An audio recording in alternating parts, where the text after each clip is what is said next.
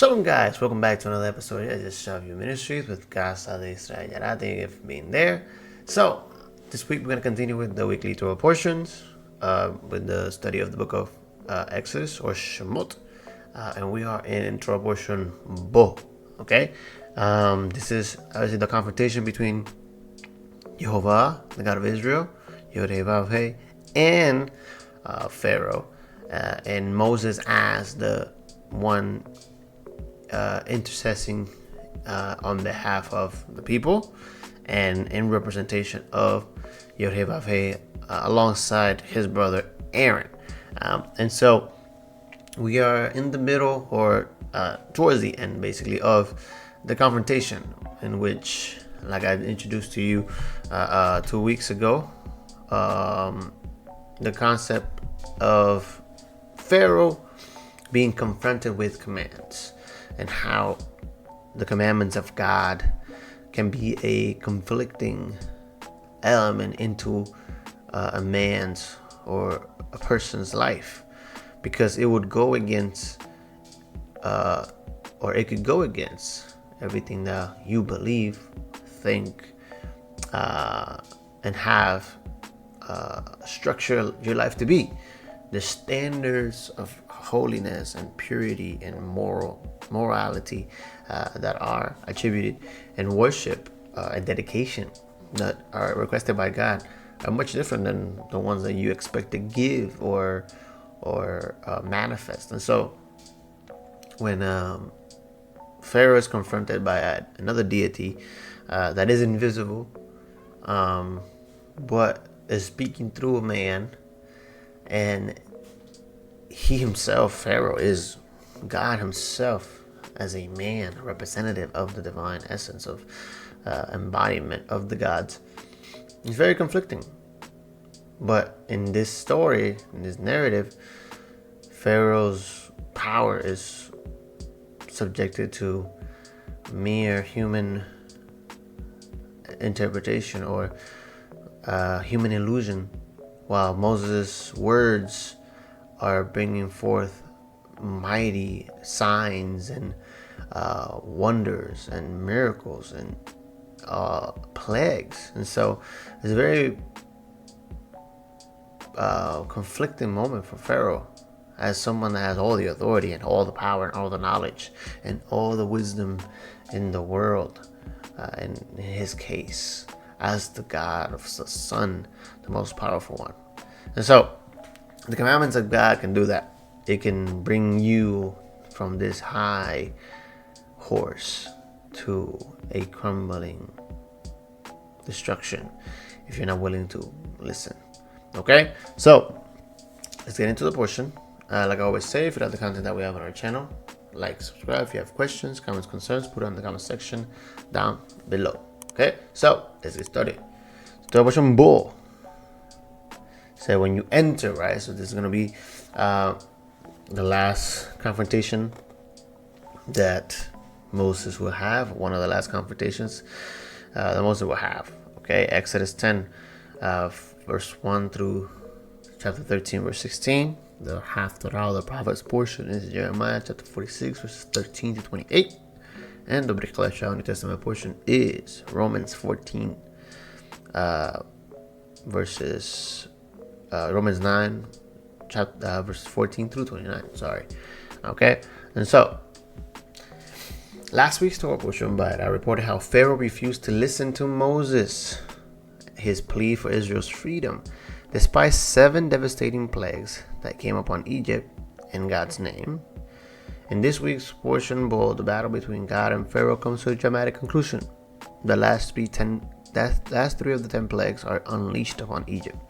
A swarm of locusts devour all the crops and greenery, and palpable darkness involved in the land for 3 days and nights.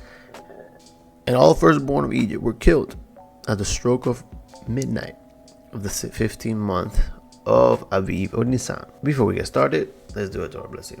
Baruch Adonai Haorah, Baruch Adonai Haorah Leolam Ba'eh, Baruch Atah Adonai Eloheinu melech haolam, Asher bachar banu mikol ha'amim, ve'natananu et torato, Baruch Atah Adonai noten haTorah. Blessed Adonai who is blessed. Blessed Adonai who is blessed now and forever. Blessed are you, Adonai, our God, sovereign of the universe, who has chosen us from among the peoples and given us the Torah. Blessed are you, Adonai, who gives the Torah. Amen. Exodus 10 verse 1 says, Vayomer Adonai el Moshe bo el Pharaon hi ani hi bedeti et lib va et lib abada lema'an shiti otat ele vehorbo. In English, it says the following. And the Lord said to Moses, Go to Pharaoh, for I have hardened his heart and his hearts of his officials, so that I may perform these signs and mine among them, that you may tell your children and grandchildren how I dealt harshly with the Egyptians and how I performed my signs among them, that you may know that I am the Lord. So Moses and Aaron went to Pharaoh and said to him, This is what the Lord, the God of the Hebrews, says, How long will you refuse to humble yourself before me? Let my people go, so that they may worship me. Now, the way I love to describe this book is the book of the crushing of the egos. In this case, the biggest ego that's being crushed is Pharaoh's. Because you have to understand that the biggest reason why Pharaoh has oppressed Israel is because he was afraid that they will leave. And if they leave, they will unite with other nations and come to destroy them. Because they were becoming big and numerous and strong. And obviously they had a certain level of presence in Egypt. So he recognized that they looked as if they could overpower him if he didn't take control of this. But remember, all of that was fabricated, right? He just saw them and assumed that they could take over and then leave and unite with others. So now he's having this big conflict that their God, the God of the Hebrews, of Abraham, Isaac, and Jacob, the God of Joseph, who he decides to not recognize, is telling him to let them go. Let them go free. Let them go and worship me. And that will entail that the people of Israel have to worship someone else that is not Pharaoh. They will have to serve someone else that is not Pharaoh. And in this case, Jehovah is the one saying that they're going to worship him, but the one speaking is Moses. And God told us that in Pharaoh's eyes, he's going to have a big struggle with his ego, understanding that it's not Moses that is doing all these things, but it's the invisible God, the one that is present, giving him commands. But Pharaoh cannot get over the fact that it's him, and he only sees Moses as the image. And that is something that he is struggling with, because he has to let the people go. And his fear, he has to confront it and trust God, because God is just asking him, let my people go so they worship me in the desert. And Pharaoh is consistently refusing to let his guard down and obey the command. Okay? And so, is the most important element in the narrative. Obey commandments, obey God's commandment, trust in his words, so that God's will is fulfilled. Pharaoh doesn't understand the message, so he is consumed by his ego. Okay, so there's a couple elements here that we're going to discuss. So there are the 42 laws of Ma'at, and they are set as divine laws transcribed by the ancient Egyptians in or around 2925 BCE, and transcribed in the hieroglyphs on a scroll called the Papyrus of Ani. The 42 laws were discovered in 1888 in Luxor, Egypt.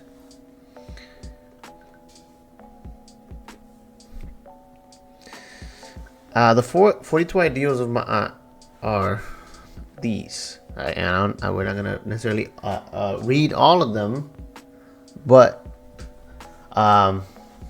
for example, it has honor, virtue. I benefit with gratitude. I am peaceful.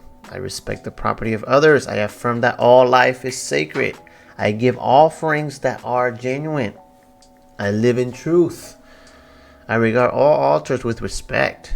I speak with sincerity. I consume only my fair share. I offer words of good intent. I relate in peace. I honor animals with reverence. I can be trusted.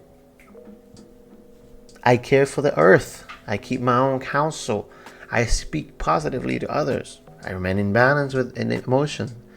I am trustful in my relationships. I hold purity in high esteem. I spread joy. I do my the best I can. I communicate with compassion. Interesting, right? I listen to opposing opinions. I create harmony. I invoke laughter. I open to love in various forms, and I'm forgiving. I'm kind. I act respectfully of others.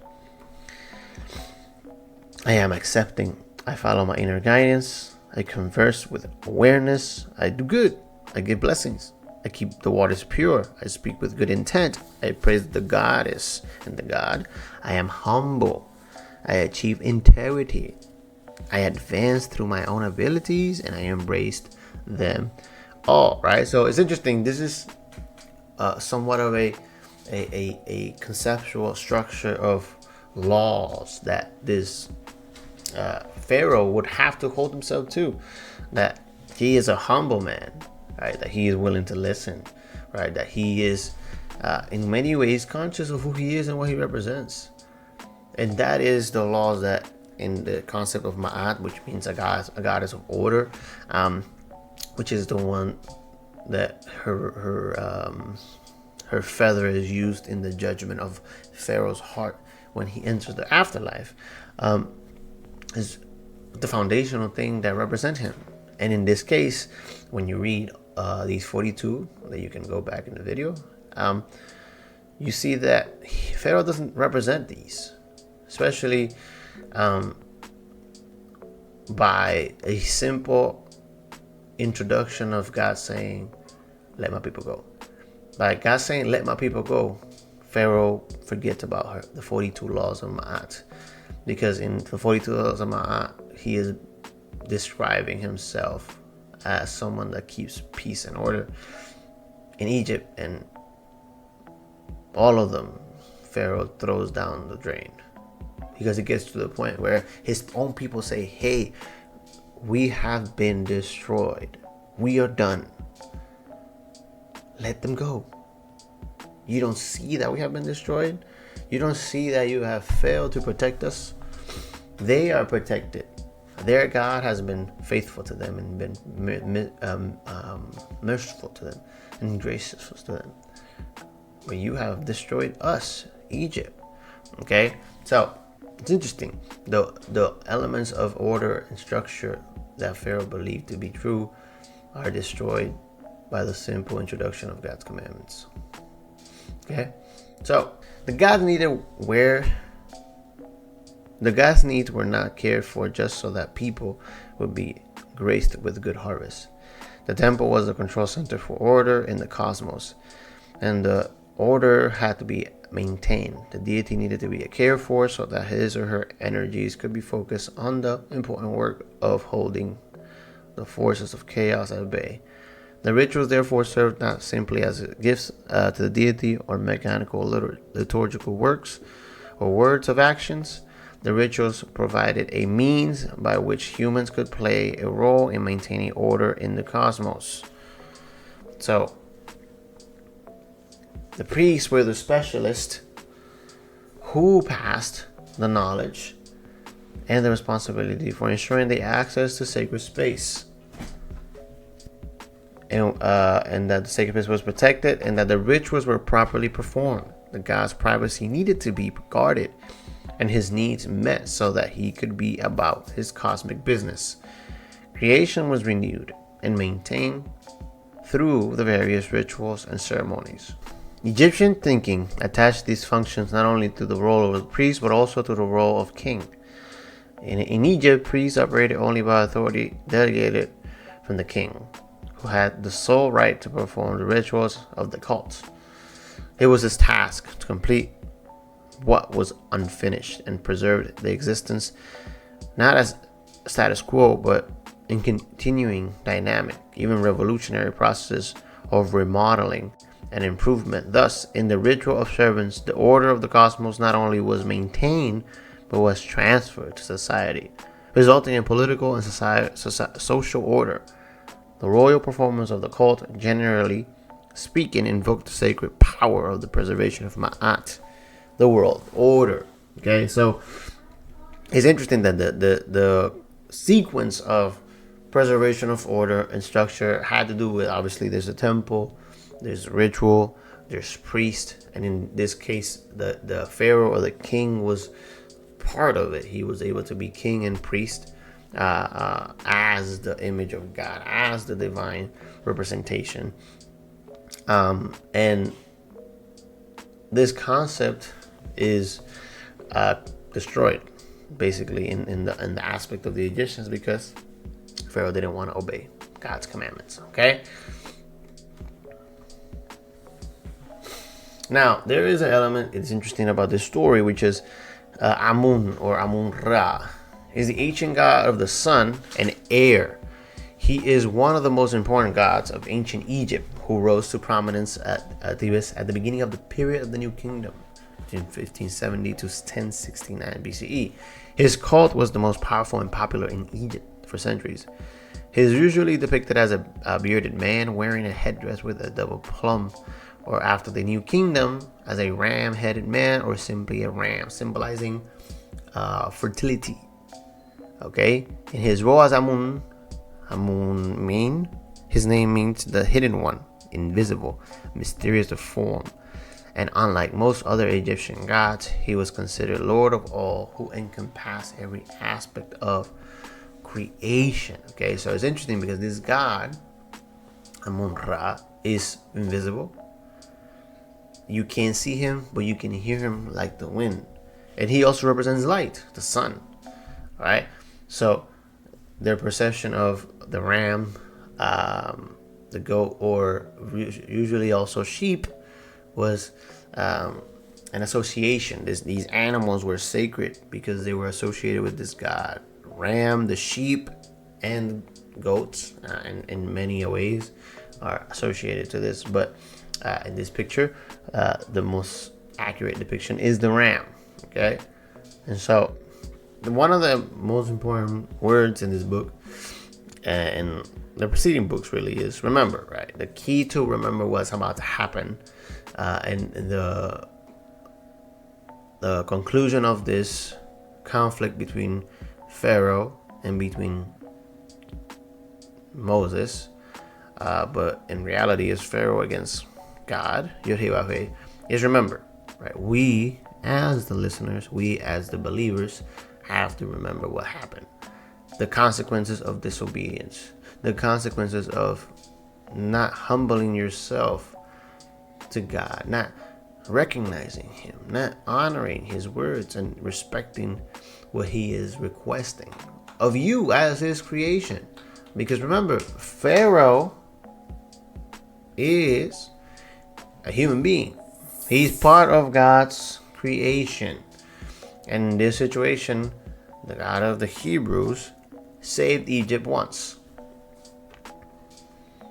He saved Egypt when Joseph was second in command. And he was recognized as second in command. And he was a Hebrew that interpreted dreams of Pharaoh in his times. And that his wisdom that God had given him, that he had confessed that it was God's wisdom and God's revelation and God's interpretation, was what brought forth salvation to Egypt in famine and prosperity in harvest. And so when this Pharaoh forgets about that, God has to make him remember.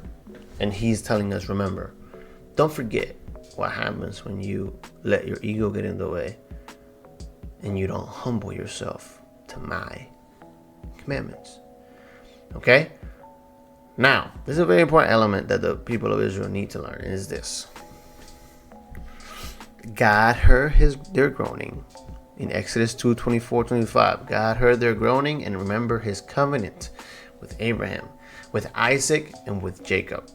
So God looked on the Israelites and was concerned about them. And this is important because the foundation of God remembering Israel was Abraham's faith. Abraham believed, and it was counted to him as righteousness. He acted upon his faith. The same way with Isaac, the same way with Jacob, and the same way with Joseph. And Israel is being remembered now in Egypt because of that faith. So now they have to follow the same faith of Abraham. God is going to start giving them instructions, starting with the Passover. They're going to be key instructions that they will receive. And if they obey these instructions by faith, through Moses, through a God that is invisible, but you can hear him like the wind and see it like the light. If they obey YASHAV and Moses, the firstborns will be saved and they will be redeemed from Egypt. That makes sense? Oh, you're asking you like you can respond. Okay, so by faith, Moses, when he had grown up, refused to be known as the son of Pharaoh's daughter. He chose to mistreat along with the people of God rather than to enjoy the fleeting pleasures of sin. He regarded this grace for the sake of Messiah as a greater value than the treasures of Egypt, because he was looking ahead to his reward. By faith, he left Egypt, not fearing the king's anger. He persevered because he saw him who is invisible. By faith, he kept the Passover and the application of the blood, so that the destroyer of the firstborn would not touch the firstborn of Israel. And understand that through all this, Moses has to believe that what God is telling him will happen. And also the people have to see the testimony of Moses and the signs of his faith be manifested. And they have also to follow suit, just like Moses, trusting God and his instructions. Okay. James 2:14-24 says, What is it, my brothers and sisters, if someone claims to have faith but has no deeds? Can such faith save them? Suppose a brother or his sister is without clothes and daily food. If one of you says to them, Go in peace, keep warm and well fed, but does nothing about their physical needs, what good is it? In the same way, faith by itself, if it's not accompanied by action, is dead. But someone will say, You have faith and have deeds. Show me your faith without deeds, and I will show you my faith with my deeds. You believe that there's one God. Good. Even the demons believe that and shuddered. You foolish person, do you want evidence that faith without deeds is useless? Was not our father Abraham considered righteous for what he did when he offered his son Isaac on the altar? You see that his faith and his actions were working together. His faith was made complete by what he did. And the scriptures was fulfilled that says Abraham believed God, and it was credited to him as righteousness. And he was called God's friend. You see that a person's considered righteous by what they do, not by faith alone. And so, this is key, because in Pharaoh's case, he believes God, or he believes in God, or he has a concept of God.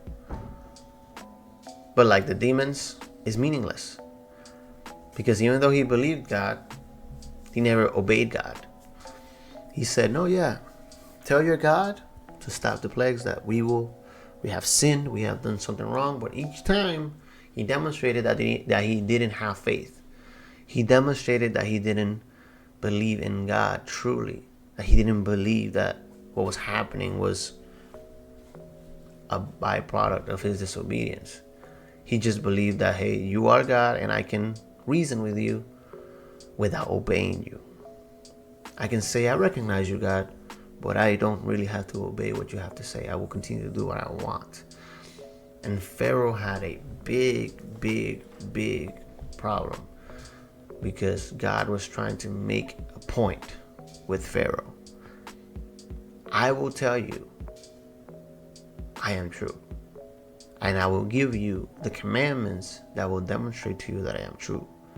But if you don't obey them, you don't have true faith. And you're just like a demon.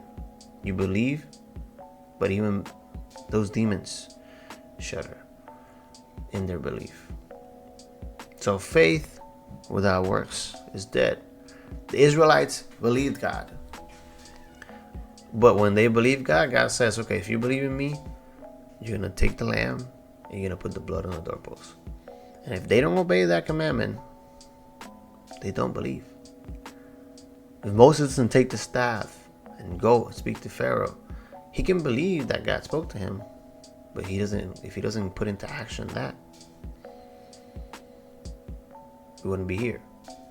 And so, it is key to the story. It is foundational to the story.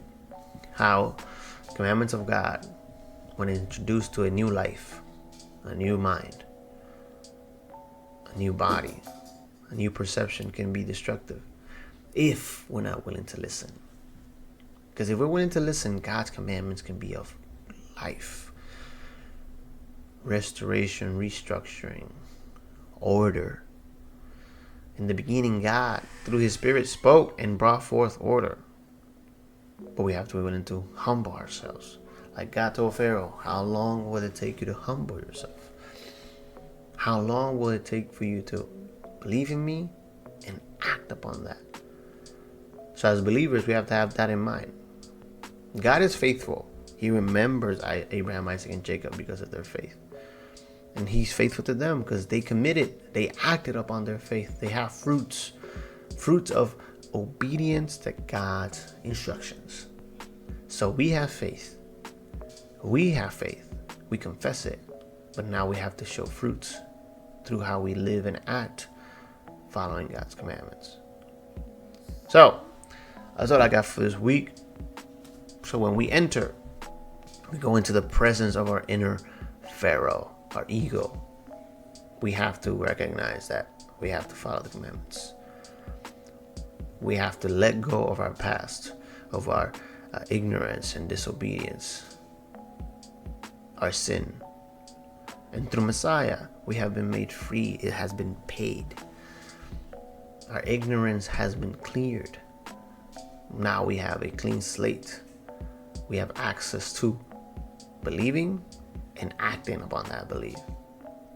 So let's get to it. Have a good week. Shavua Tov and Shabbat Shalom. Thank you.